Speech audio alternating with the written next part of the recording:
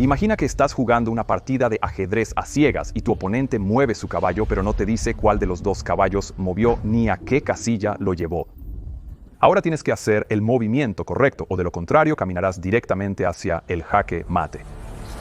Esto es esencialmente lo que les sucedió a los pilotos de este vuelo, donde la comunicación imprecisa y los sesgos cognitivos los pusieron en una posición de extremo peligro. Mantente al tanto. Sube. En 1980, una aerolínea relativamente poco conocida llamada Inex Adria Airways hizo un pedido de 3 nuevos MD-81, que eran la versión actualizada de McDonnell Douglas de la antigua DC-9. Inex Adria Airways era el transportista de facto de lo que entonces era la República Yugoslava de Eslovenia y también lo seguiría siendo después de la independencia de Eslovenia. En ese entonces, Inex Adria tenía una flota compuesta únicamente por DC-9, por lo que estos MD-80 representaban una evolución lógica. Requeriría una capacitación mínima para los pilotos de la compañía que ya contaban con habilitación en DC-9, y la capacidad adicional le dio a la compañía una ventaja en el mercado de vuelos charter durante las vacaciones, que era donde obtenían la mayor parte de sus ingresos.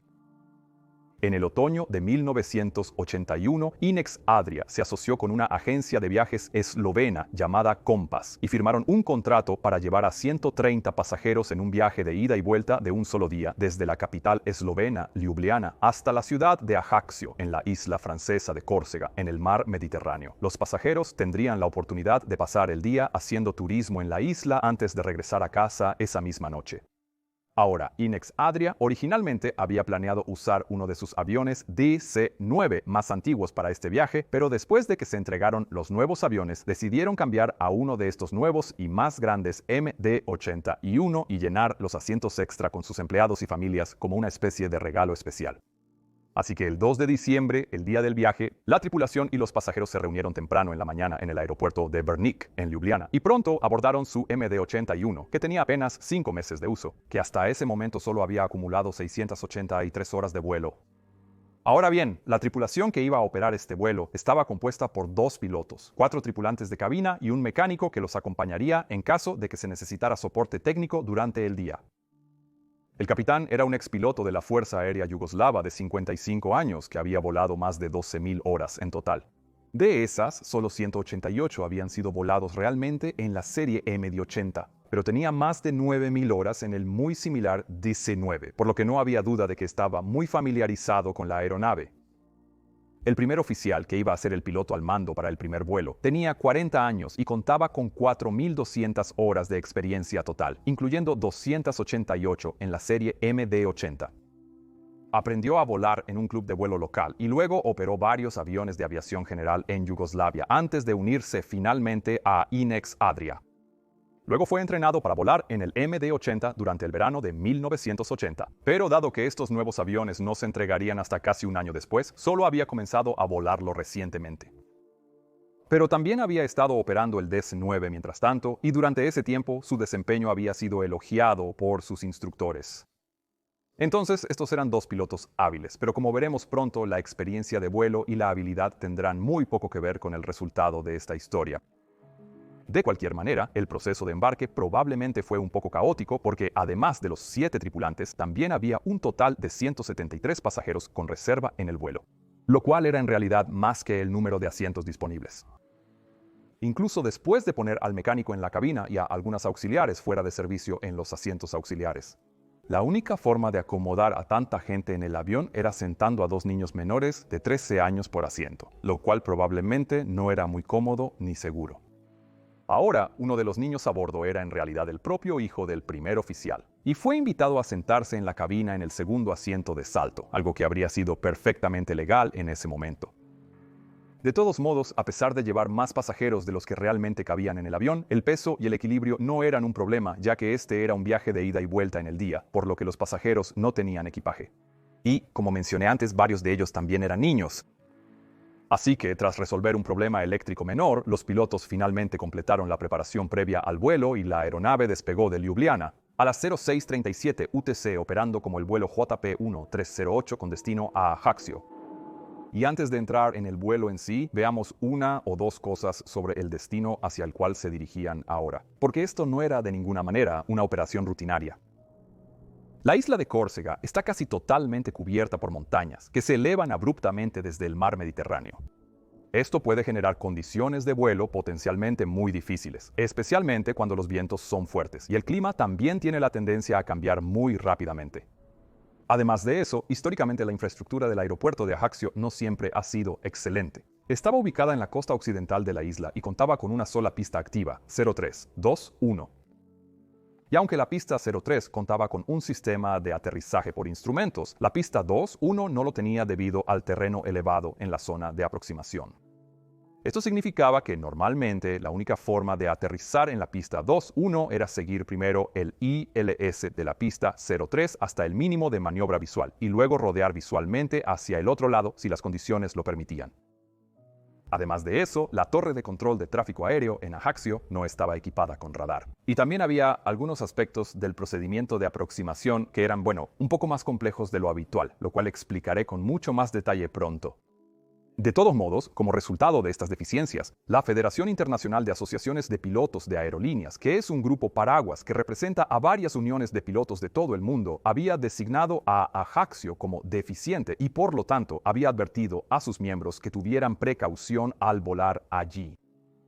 Ahora bien, no sabemos cuántos sabían realmente los pilotos del vuelo JP 1308 sobre estos temas, porque esta fue la primera vez que Inexaldi Airways había operado en este aeropuerto. Pero eso me lleva a otro punto realmente importante.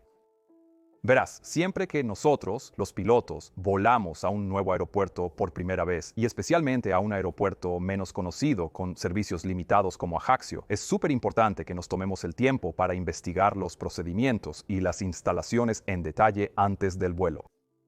Hacemos eso para saber exactamente a lo que nos enfrentamos y para estar adecuadamente preparados para los tipos de maniobras que se nos podría pedir que realicemos. En la mayoría de los casos, los departamentos de planificación de la aerolínea elaborarán un informe especial para que los pilotos lo estudien.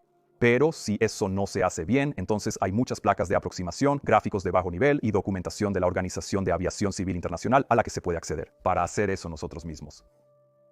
Esto forma parte de las obligaciones del cuerno de mando del piloto. Por lo tanto, idealmente, nada sobre los procedimientos de aproximación y aterrizaje debería ser una sorpresa una vez que el vuelo realmente comienza.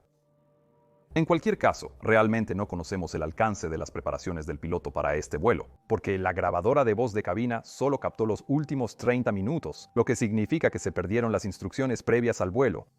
Pero hay razones para creer que la tripulación tal vez no estaba tan preparada como debería cuando comenzó el vuelo, lo que veremos muy pronto. Las fases de ascenso y crucero de este vuelo fueron bastante tranquilas, con la aeronave surcando un clima muy agradable mientras sobrevolaba Italia.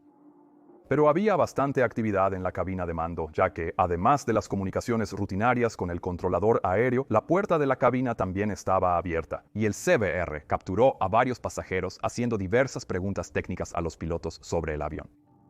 Estas distracciones continuaron a medida que se acercaban al destino, y los pilotos pronto recibieron el informe meteorológico y comenzaron a hablar sobre reportes de viento de cola para la pista 03. Como esa era la única pista con ILS, esto les hizo sospechar que tal vez tendrían que hacer un circuito para aterrizar en la pista 21 en lugar de hacerlo en la pista 03. Ahora, un circuito es una maniobra relativamente complicada en comparación con un aterrizaje estándar directo. Implica descender a una altitud relativamente baja y luego desviarse hacia la izquierda o la derecha y maniobrar visualmente para un aterrizaje desde el lado opuesto. Esto, obviamente, requiere una buena coordinación de la tripulación y un estricto cumplimiento de los procedimientos, y por lo tanto también requiere una instrucción detallada del piloto al mando. Las únicas nubes reportadas en Ajaccio eran unos cirros altos a 30.000 pies, así que el clima era lo suficientemente bueno para realizar esta maniobra. Pero, como mencioné antes, las islas montañosas como Córcega pueden crear rápidamente su propio clima. Y resulta que, aunque se informó que las condiciones estaban despejadas sobre el aeropuerto, las montañas del interior ya estaban cubiertas por una densa niebla. A las 08:31 hora local, el vuelo 1308 recibió autorización del sector Roma para comenzar su descenso inicial desde el nivel de vuelo 330. Mientras comenzaban a descender, el capitán pidió al primer oficial que calculara sus datos de aterrizaje, y una vez hecho esto, el primer oficial continuó con su informe de aproximación, donde debería haber discutido todos los aspectos de la aproximación, incluyendo las velocidades requeridas, altitudes mínimas, ayudas de navegación y así sucesivamente. Ahora quiero señalar aquí que, idealmente, el informe de aproximación debería completarse antes de que el avión comience a descender.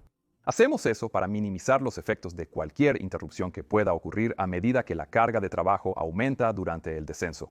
Y esto es especialmente importante cuando la aproximación es complicada o desconocida. Y en este caso, sabemos que el procedimiento que estaban a punto de volar era ambas cosas. Entonces, antes de continuar con la parte crítica de esta historia, quiero primero guiarnos a través de todo el procedimiento de aproximación por instrumentos. Estaban a punto de volar porque los detalles pronto se volverán muy importantes. Para una aproximación ILS a la pista 03, seguida en este caso por una maniobra de aproximación circular, el procedimiento de aproximación comenzaba desde una radioayuda VOR llamada Alpha Juliet Oscar, Ajaccio, ubicada a 10 millas náuticas al sur del aeropuerto de Ajaccio.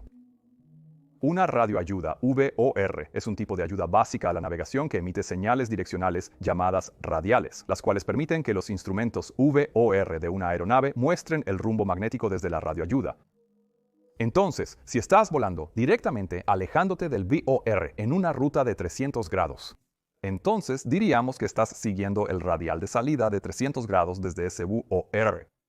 Y también puedes seguir el mismo radial hacia el faro, pero no hagamos las cosas más complicadas de lo que necesitan ser en este momento. De todos modos, la idea era que después de llegar al VOR de Alpha Juliet Oscar, la aeronave debería normalmente entrar en un patrón de espera en forma de pista de carreras a la izquierda desde el VOR para perder algo de altitud. Después de que se complete ese descenso, la aeronave debería abandonar el VOR siguiendo el radial de 247 grados hacia el exterior, dirigiéndose al suroeste por 8 millas náuticas. Después de eso, el procedimiento indicaba una maniobra de inversión hacia la izquierda, girando más de 180 grados para interceptar el localizador y la senda de planeo del ILS, que luego guiarían al avión hacia la pista. Y esto sería seguido por un posible circulación visual, como discutí antes. Quiero señalar aquí que esta es una aproximación relativamente complicada. La mayoría de las aproximaciones ILS son mucho más directas que esta. Pero para realmente entender este procedimiento, también tenemos que mirar las altitudes mínimas y las velocidades asociadas con cada fase de este procedimiento. Verás, debido a las altas montañas en la zona, la altitud mínima sobre el Alpha Juliet Oscar.OR se estableció en 6.800 pies, lo que significa que esta también era la altitud más baja a la que un avión podía descender en el patrón de espera. Después de dejar el VOR en el radial 247, luego se permitía un descenso adicional hasta los 3.300 pies, seguido de un descenso sin restricciones hasta el mínimo una vez capturados el localizador y la senda de planeo. Ahora quiero volver al patrón de espera por un tiempo porque va a ser súper importante para esta historia. Verás, este tipo de patrones de espera por procedimiento están diseñados de modo que su altitud mínima ofrezca un margen seguro por encima de cualquier terreno dentro de un área definida alrededor del patrón. A esto se le llama el área protegida. El tamaño de esa área protegida se basa en la distancia que cubriría una aeronave volando a la velocidad máxima permitida, asumiendo tramos de 1 minuto más algunos márgenes de error bastante generosos.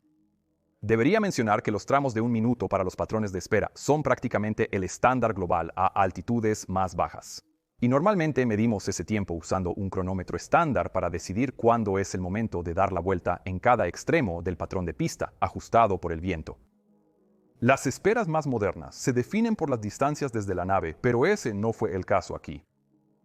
La velocidad máxima indicada para esta espera era de 210 nudos, lo que extendió el área protegida lo suficiente como para sobrevolar una montaña de 4.500 pies de altura llamada San Pietro.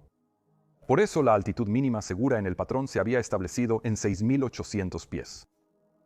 Pero la representación del patrón de espera en las cartas de aproximación Jeppesen que usaba esta tripulación no mostraba en realidad el tamaño completo del área protegida. En cambio, mostraba un patrón que se asemejaba a la trayectoria de una aeronave volando a solo 150 nudos, y ese hecho no estaba indicado en ninguna parte del gráfico. Un avión que viaja a 150 nudos no volaría cerca del Monte San Pietro, y el terreno más alto cerca de la pista representada era solo de unos 2.500 pies. Por lo tanto, no habría sido obvio a primera vista por qué la altitud mínima en la espera era tan alta. El Monte San Pietro estaba casi al borde del gráfico, apenas entrando por el lado derecho. y eso probablemente hizo que fuera mucho más difícil ver cuán peligroso sería descender por debajo de la altitud mínima representada en el patrón. Recuerda eso. De todos modos, de vuelta a bordo del vuelo JP-1308, los pilotos habían comenzado a discutir las velocidades que utilizarían en cada fase de la aproximación. Pero mientras lo hacían, fueron interrumpidos por un sobrecargo que pedía bajar la temperatura de la cabina. Y también por algunos comentarios del hijo del primer oficial que aún estaba sentado en la cabina. Después de eso, tuvo lugar un largo intercambio con el controlador aéreo, donde recibieron autorización para descender aún más hasta el nivel de vuelo 110. Y esta conversación llevó al capitán a hacer algunos comentarios sobre cómo sentía que el controlador no estaba usando la fraseología adecuada, lo cual pronto se volverá tristemente irónico. De todos modos, después de esto, los pilotos reanudaron su informe de aproximación donde mencionaron los cursos que volarían, la altitud para interceptar el ILS, la altura de decisión, el procedimiento de aproximación fallida, así como algunos otros elementos menores. Y durante este informe, el hijo joven del primer oficial los interrumpió nuevamente 2 veces. Una vez para preguntar si ya estaban bajando y una segunda vez para señalar una montaña que él pensaba que se parecía al Matterhorn. Ahora, estas interrupciones no eran ideales. Y en realidad es un muy buen ejemplo de por qué no es una buena idea permitir la entrada de personas no operativas a la cabina durante las fases críticas del vuelo.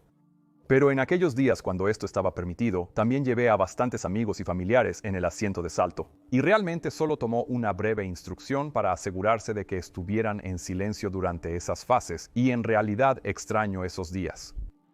De todos modos, la grabadora de voz de la cabina en este vuelo tenía una calidad realmente pobre, por lo que no todas las partes de las instrucciones eran fáciles de escuchar. Pero hubo 2 cosas que definitivamente no se escucharon. Ninguna conversación sobre la altitud mínima de 6.800 pies en el patrón de espera, ni sobre la velocidad máxima de espera de 210 nudos. No sabemos con certeza por qué no se mencionaron estos elementos. Quizás el buen clima general en el área adormeció a la tripulación en una falsa sensación de seguridad.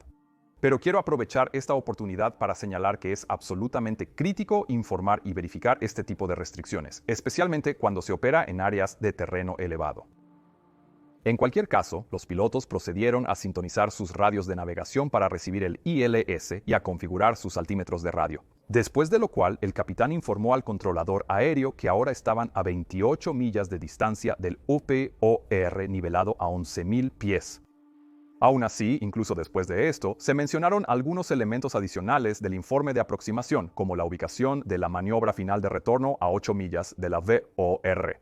Y los tiempos del patrón de espera que nuevamente se intercalaron con declaraciones y comentarios ininteligibles del hijo del primer oficial. Mientras aún mantenían 11.000 pies, el vuelo JP-1308 fue transferido al controlador de aproximación de Ajaccio. Y es aquí donde este vuelo, que hasta ahora había sido bastante tranquilo, realmente comenzó a tomar un giro para lo peor. A las 08:47 am, el capitán llamó a la aproximación de Ajaccio para informar la decisión y solicitar un descenso adicional.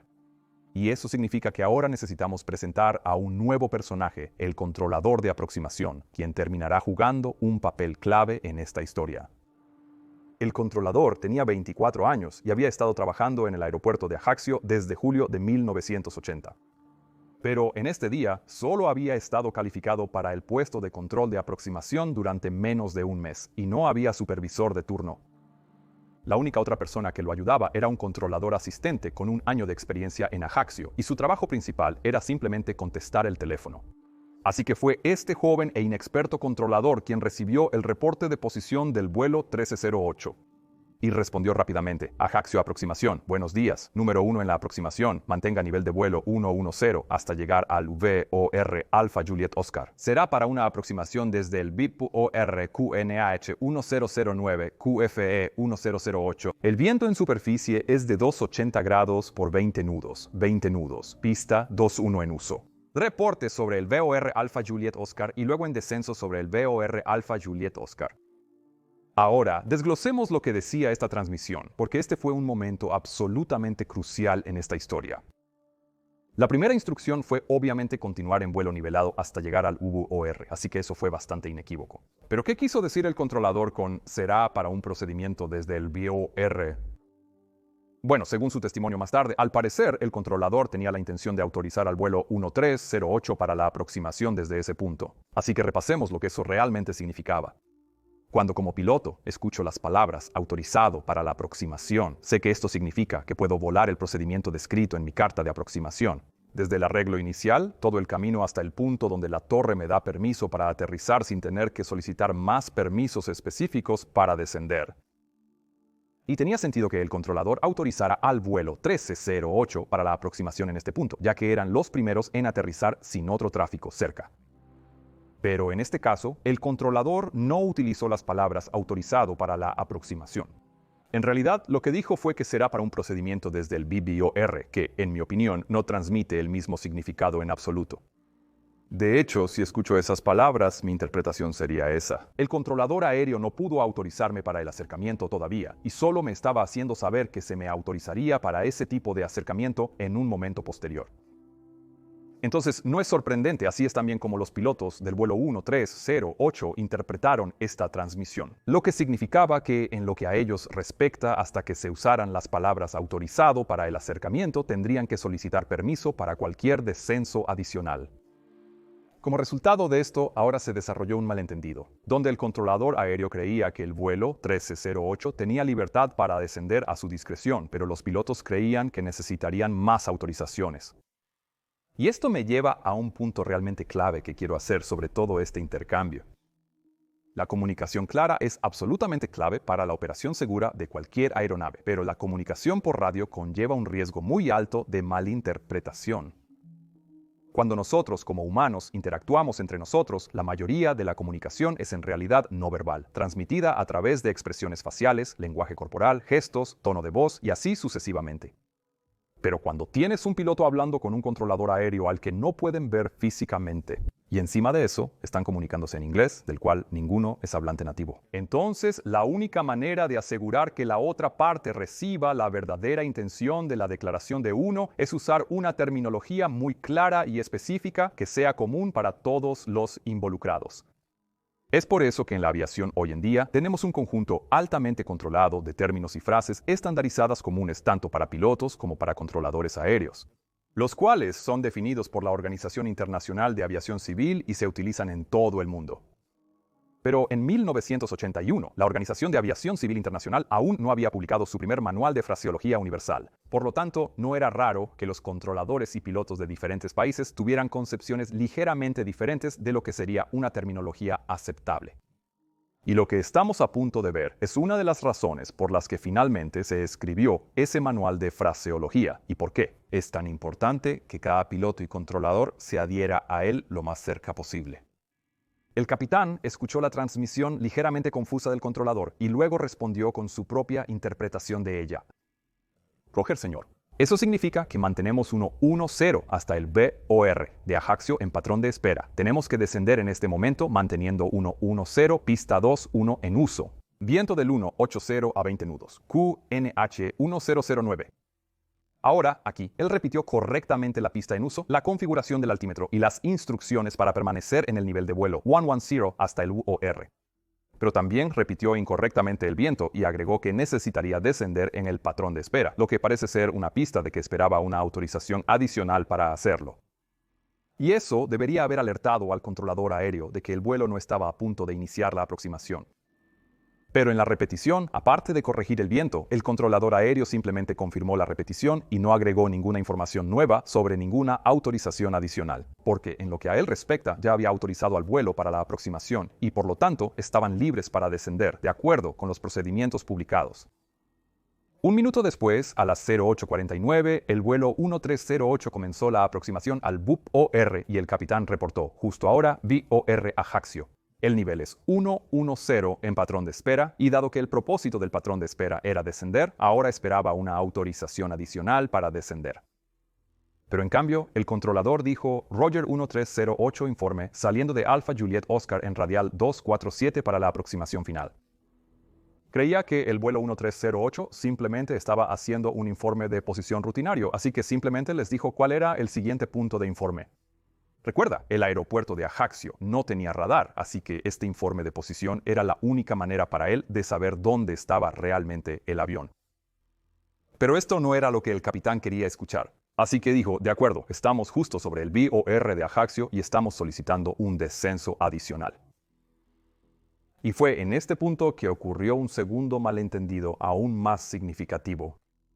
El controlador aéreo realmente no sabía por qué el vuelo 1308 estaba solicitando un descenso adicional cuando, en su opinión, ya habían sido autorizados para el acercamiento. Así que probablemente comenzó a intentar imaginar cuál era la intención de la tripulación de vuelo con esta llamada. Ahora, en su experiencia, la mayoría de los vuelos que se acercaban a Ajaccio no se molestaban con el patrón de espera. Simplemente descendían abruptamente en el radial de 247 grados, saliendo del UOR para bajar a la altitud de intercepción del ILS sin tener que mantenerse. Pero eso era un procedimiento local para pilotos familiarizados con el aeropuerto, y no lo que se mostraba en las cartas de aproximación reales. Ahora recuerda, esta era la primera vez que esta tripulación volaba a Ajaccio, por lo que no tenían forma de conocer este procedimiento local. Pero desde la perspectiva del controlador aéreo, el vuelo 1308 había informado que había llegado al VOR. Luego les había pedido que informaran, dejando el VOR en el radial 247 y el capitán había respondido inmediatamente, estamos justo sobre Ajaccio Mintu OR, solicitando más descenso. Todo lo cual parecía asemejarse a la secuencia de transmisiones que esperaría de una aeronave que estaba saltándose el patrón de espera y girando directamente hacia el radial 247. Ahora, hasta este punto, el vuelo 1308 había mencionado 2 veces su intención de entrar en la espera, pero probablemente el controlador estaba sufriendo de algún sesgo de expectativa aquí, donde esperaba que el vuelo se comportara de la misma manera que la mayoría de los otros vuelos, y por lo tanto, su cerebro comenzó a dar menos prioridad a la evidencia que contradecía esto. Ahora, quiero enfatizar aquí que es realmente peligroso simplemente asumir que una aeronave va a volar un procedimiento no estándar sin una confirmación muy explícita de esto. Pero eso es exactamente lo que sucedió aquí.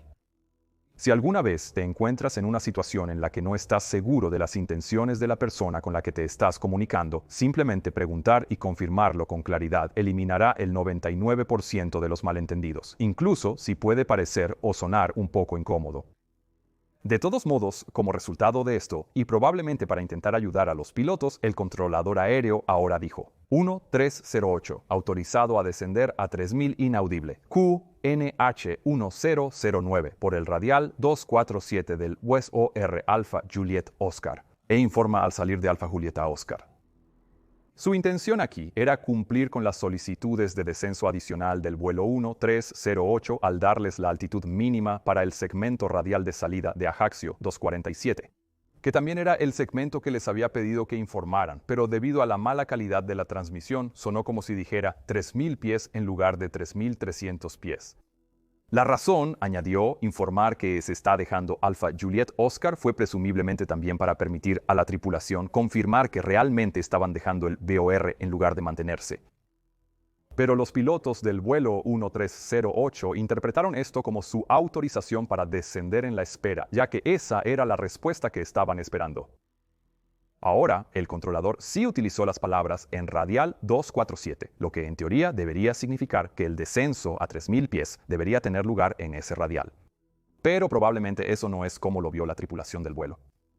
Según el informe final, hubo casos previos en Francia donde las tripulaciones de Yugoslavia habían interpretado la autorización para descender en un segmento de ruta como una orden para descender a la altitud especificada antes de entrar en ese segmento.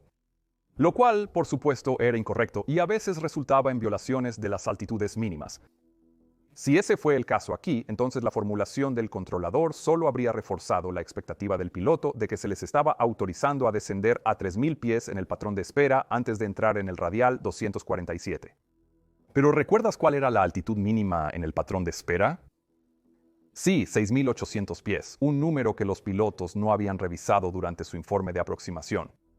Y además, muchos pilotos yugoslavos le dijeron más tarde a los investigadores que en su país, los controladores aéreos tomarían en cuenta el terreno en sus autorizaciones, incluso si no se proporcionaba orientación por radar. Pero en Francia y en la mayoría de los otros países, la separación del terreno en un entorno sin radar es responsabilidad exclusiva de los pilotos. Además, recuerda cómo las cartas Jeppesen representaban el patrón de espera como una pequeña pista de carreras, sobrevolando un terreno relativamente bajo, no más alto que 2.500 pies, aunque el área protegida real se desborda en una montaña de 4.500 pies de altura. Bueno, todos estos factores se unieron para hacer que la tripulación del vuelo se convenciera de inmediato y completamente.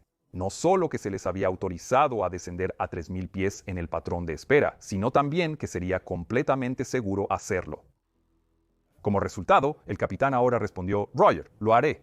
Estamos dejando el 11 para 3000, radial 247, saliendo de 110, y luego pidió al controlador que repitiera la configuración del altímetro, lo cual también hizo. Ahora al controlador. Esta transmisión sonó claramente como si el vuelo 1308 estuviera descendiendo a 3000 pies por el radial 247, justo como él quería. Pero lo que el capitán realmente quiso decir fue que estamos dejando 11 para 3000 pies e informaremos el radial 247. Este es otro gran ejemplo de cómo las comunicaciones por radio tienen que ser súper específicas. Simplemente no estaba claro a partir de este mensaje si el radial 247, en este caso, se refería a la posición actual o futura del avión. Sin embargo, el primer oficial ahora hizo algún tipo de comentario al respecto, y el capitán podría haberse dado cuenta de que su transmisión era un poco ambigua. Así que respondió y agregó: estamos en espera sobre Ajaccio, lo llamamos en aproximación por el radial 247. Esto definitivamente debería haber hecho que el controlador se diera cuenta de que el vuelo 1308 estaba realmente entrando en el patrón de espera, porque realmente no hay ninguna otra forma de interpretar esa frase. Pero debido a que el controlador ya había ubicado mentalmente al vuelo 1308 en el radial 247, el significado de la transmisión simplemente no se procesó y simplemente respondió: Roger, la aeronave ahora ingresó al patrón de espera. Y para entender lo que sucedió a continuación, también necesitamos brevemente repasar cómo los pilotos habían configurado su aeronave para este descenso. Cuando finalmente recibieron su autorización de descenso, el piloto seleccionó el modo de velocidad vertical del autopiloto, y en este modo, el autopiloto controlaría el cabeceo para mantener la tasa de descenso seleccionada por la tripulación desde el panel de control del autopiloto. Y en este caso, sabemos que seleccionaron menos 2.200 pies por minuto. Más tarde se demostró que esta tasa resultaría casi perfectamente en que el avión llegara a Ajaccio a 3.000 pies antes de salir en el radial 247. Pero no sabemos si esta fue una selección intencional o simplemente una coincidencia. El informe final no indica claramente en qué modo estaba el autothrottle o si la tripulación había seleccionado una velocidad objetivo. Pero lo que sí sabemos es que los motores estaban al mínimo desde el mismo inicio del descenso. Ahora, incluso con los motores al mínimo, como la aeronave estaba en configuración limpia, sin flaps ni frenos aerodinámicos, la tasa de descenso de 2.200 pies por minuto implicaba una velocidad aérea bastante alta.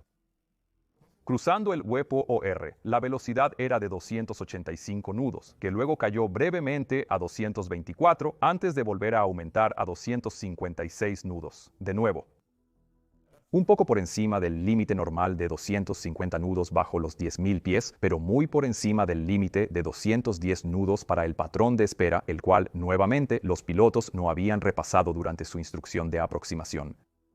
Y para empeorar las cosas, como ahora estaban volando hacia el exterior, también encontraron un viento de cola que más tarde se calculó que había sido de alrededor de 65 nudos, lo que aumentó aún más su velocidad en tierra. Como mencioné anteriormente, el área protegida del patrón de espera era lo suficientemente grande como para tener en cuenta un error de velocidad bastante grande. Pero el vuelo 1308 ahora estaba llevando esos límites a su máximo, ya que su velocidad les hizo volar un patrón tanto más amplio como más largo. Los pilotos no tenían idea de que con esta velocidad a la que ahora viajaban, estarían en curso sobrevolando el Monte San Pietro, que recuerden era esa montaña de 4.500 pies de altura en el borde mismo de sus mapas. Y ahora estaban haciendo eso mientras descendían activamente hacia los 3.000 pies. Esto significaba que desde este momento quedaban 2 minutos en los que el piloto aún tenía la oportunidad de evitar el desastre. Cuando el vuelo 1308 comenzó la etapa de salida del patrón de espera, el primer oficial también comenzó a cronometrar durante 1 minuto. A medida que continuaba el descenso, los pilotos extendieron los flaps y dieron un golpe para comenzar a reducir la velocidad del avión. Y durante la etapa de salida ocurrieron algunas conversaciones ininteligibles y el hijo del primer oficial volvió a preguntar algo, pero no había señales de que los pilotos se sintieran incómodos de alguna manera con la situación. Sin embargo, a medida que avanzaban hacia el exterior, de repente se encontraron abandonando las hermosas condiciones claras a lo largo de la costa y, en cambio, entrando en un área de nubes densas que cubría el interior montañoso de Córcega.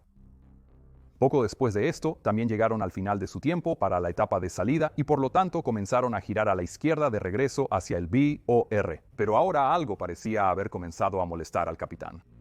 A las 8:52 y 15 segundos hizo una llamada al control de tráfico aéreo, donde dijo: "Estamos girando para la aproximación desde 6.000 pies". Esto no fue un informe de posición rutinario, ya que normalmente no necesitamos decirle al controlador aéreo cuando estamos girando hacia adentro. Por lo tanto, para mí parece probable que el capitán hizo esta llamada porque quería asegurarse de que el controlador supiera exactamente dónde estaban y qué estaban haciendo. Ahora, en Francia, la terminología típica utilizada para hacer este tipo de informe de posición habría sido girando hacia adentro, mientras que el capitán yugoslavo había dicho rodando hacia adentro, lo cual el controlador simplemente no entendió realmente. Así que en respuesta, simplemente respondió: "Roger, 1308, informa girando hacia adentro". Dándose cuenta de que el controlador no lo había entendido correctamente, el capitán respondió: "Girando hacia adentro, hacia Ajaccio, porque en este momento estamos en la nube". Desafortunadamente, esa declaración incluyó una vez más terminología imprecisa, lo que solo empeoró la confusión del controlador. Verás, cuando el capitán dijo girando hacia Ajaccio, eso podría significar una de dos cosas, ya sea el VOR de Ajaccio Alpha Juliet Oscar o el propio aeropuerto de Ajaccio. Porque el controlador pensó que el vuelo ya había pasado el VOR. Ahora pensó que girar hacia Ajaccio significaba que el vuelo estaba girando para la final, para interceptar el ILS, lo cual de hecho tendría sentido para él. Como resultado, no se dio cuenta de que el vuelo 1308 todavía estaba en el patrón de espera y ahora descendiendo muy por debajo de la altitud mínima allí. El controlador respondió: "Roger, 1308, Charlie Tango, informe en final, viento en superficie 280 grados a 20 nudos". Charlie Tango era otra ayuda de navegación situada en la aproximación final, donde el controlador de aproximación normalmente pasaría el avión al controlador de la torre para la autorización de aterrizaje. Ahora, comprensiblemente, la tripulación del vuelo encontró esta instrucción bastante confusa. Ni siquiera habían informado que habían dejado la espera, mucho menos que habían entrado en el radial 247. Por lo tanto, el grabador de voz de la cabina ahora recogió algunas conversaciones sobre esto mientras los pilotos intentaban averiguar dónde se encontraba Charlie Tango. Y esto también significaba que no respondieron de inmediato al controlador aéreo. El vuelo 1308 continuaba ahora en un giro a la izquierda con un ángulo de inclinación de 25 grados, y ahora también estaban encontrando turbulencia cada vez más pesada, lo que causaba que la velocidad del aire y la aceleración vertical fluctuaran significativamente. Ahora, la aterradora verdad era que esta turbulencia probablemente fue causada por los fuertes vientos que pasaban por encima de las cimas de las montañas frente a ellos, ocultas por las densas nubes. Verás, cuando vuelas cerca de montañas, especialmente en condiciones ventosas como esta, a veces puedes encontrar turbulencia severa, así como poderosas corrientes descendentes que vienen en forma de rotores en el lado de sotavento de las montañas. Esas corrientes descendentes pueden ser lo suficientemente fuertes como para empujar un avión que vuela bajo hacia el terreno de abajo. Y precisamente por eso se había establecido la altitud mínima en la espera a 6.800 pies, que era de 2.300 pies por encima de la cima de la montaña más alta. Pero obviamente el mayor peligro aún provenía del terreno mismo, como el vuelo 1308 estaba a punto de descubrir. Justo después de que la tripulación finalmente encontró a Charlie Tango en su carta, a las 08:53 con 8 segundos, el sistema de alerta de proximidad al suelo se activó de repente, anunciando terreno, terreno, terreno. Y casi exactamente al mismo momento, el controlador también llamó al vuelo y dijo: "Será como usted quiera, circuito a la izquierda, pista 21 o circuito a la derecha". Ahora, esta repentina explosión de ruido, ya que esta transmisión se superpuso con la advertencia del GPWS, habría sido extremadamente sorprendente y desorientadora para la tripulación de vuelo. Y ahora les tomó varios segundos averiguar qué estaba pasando realmente. Debe haber pasado tanto por sus cabezas en ese momento, mientras intentaban procesar estas múltiples entradas orales y entender por qué la alarma de terreno sonaba de repente. ¿Habían cometido algún tipo de error? Y si es así, ¿cuál era? Después de un par de segundos más de esta confusión, la advertencia del GPWS cambió a asciende, asciende. Y ahora el primer oficial finalmente comenzó a agregar lentamente potencia y a levantar la nariz. Lo hizo como si no estuviera del todo seguro de lo que estaba sucediendo, pero aún así quería seguir la confusa advertencia del GPS por si acaso. Pero el registrador de datos de vuelo mostró que, a pesar de que ahora estaba inclinándose hacia arriba, el avión en realidad continuó descendiendo aproximadamente a la misma velocidad que antes, lo que significaba que ahora estaba cayendo cada vez más cerca del terreno. Esto se debía a que el vuelo 1308 ahora estaba en la sombra directa de la montaña, y por lo tanto estaba siendo afectado por una fuerte corriente descendente con una velocidad vertical tan alta como 2.300 pies por minuto. Para escapar de esta corriente descendente e iniciar un ascenso, los pilotos necesitaban inclinarse agresivamente hacia arriba y aplicar la máxima potencia, pero desafortunadamente eso no estaba sucediendo. Mientras el GPS continuaba sonando, el capitán ahora vio que todavía estaban descendiendo, así que llamó a la potencia. Y luego empuja a los niveles de confianza completamente hacia adelante. Pero ya era demasiado tarde. A veces, a las 8:53 y 21 segundos, el MD-81 colisionó con el monte San Pietro, mientras aún estaba en un banco a la izquierda, lo que provocó que la punta del ala izquierda golpeara varias rocas que sobresalían de la cresta de la cumbre. El impacto fue tan poderoso que volcó una roca de 8 metros cúbicos y ese impacto cortó la mitad del ala izquierda, haciendo que el avión fuera completamente incontrolable.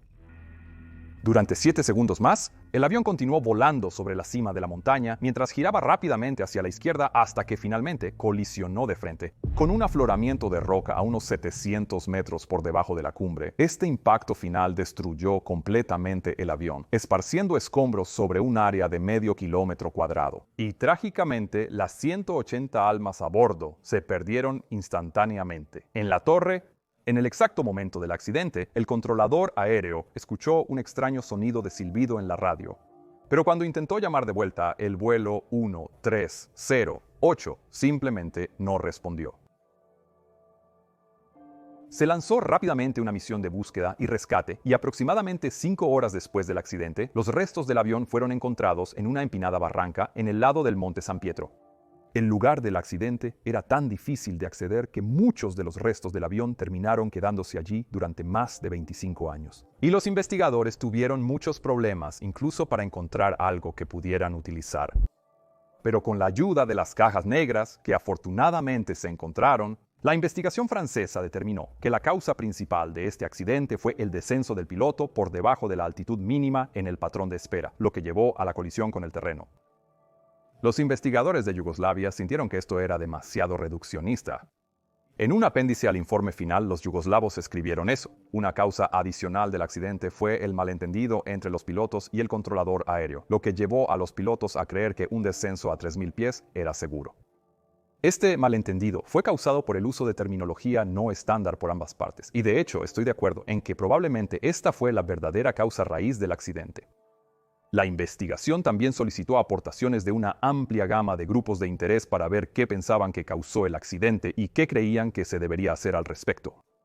La mayoría de estos grupos señalaron un problema obvio. ¿Por qué exactamente el patrón de espera estaba ubicado sobre las montañas y no sobre el mar perfectamente plano que estaba al lado? El consenso sobre este punto fue tan extenso que el procedimiento se cambió de hecho, y hoy el enfoque para Ajaccio es mucho más sencillo, conteniendo un patrón de espera bien alejado del terreno. El accidente también resultó en que finalmente se equipara el aeropuerto de Ajaccio con radar. Pero mirando esto más de 40 años después, está claro cómo varios otros procedimientos que usamos hoy podrían haber evitado que este accidente ocurriera. Con una terminología debidamente estandarizada, es muy poco probable que el controlador hubiera dicho algo más que autorizado para aproximación después del primer contacto con el vuelo. Y entonces se habrían evitado todos los malentendidos posteriores. Pero también hay otro hecho bastante desgarrador. Ves que los pilotos hoy en día se entrenan en el simulador para realizar algo que llamamos una maniobra de escape de terreno. Esto nos inculca que tan pronto como escuchemos una advertencia dura de GPS, deberíamos aplicar de inmediato y sin cuestionamientos máximo empuje, alabeo de alas nivelado, retraer el freno de velocidad y elevar el cabeceo hasta 20 grados, y luego tanto como sea necesario, hasta e incluyendo agitación intermitente del palo. Si los pilotos del vuelo 1308 hubieran sido entrenados para volar esta moderna maniobra de escape de terreno, es muy posible que hubieran podido superar la corriente descendente de la montaña y este video nunca hubiera necesitado ser hecho. Incluso con las acciones limitadas que los pilotos realmente tomaron, el avión casi superó la cima de la montaña. Simplemente golpeó un peñasco sobresaliente con su ala izquierda inferior mientras pasaban por la cresta. Entonces, si hubieran estado solo unos pocos pies más alto, probablemente todos a bordo habrían sobrevivido. Tragedias innecesarias como esta ocurrieron con demasiada frecuencia en los años 70 y 80. Pero también es gracias a ellos que la aviación es increíblemente segura como lo es hoy en día. Ahora, si quieres discutir esto o algún otro incidente o algo más directamente conmigo, realmente te recomiendo que te unas a mi fantástico equipo de Patreon utilizando el enlace que está abajo en la descripción o aquí en la pantalla.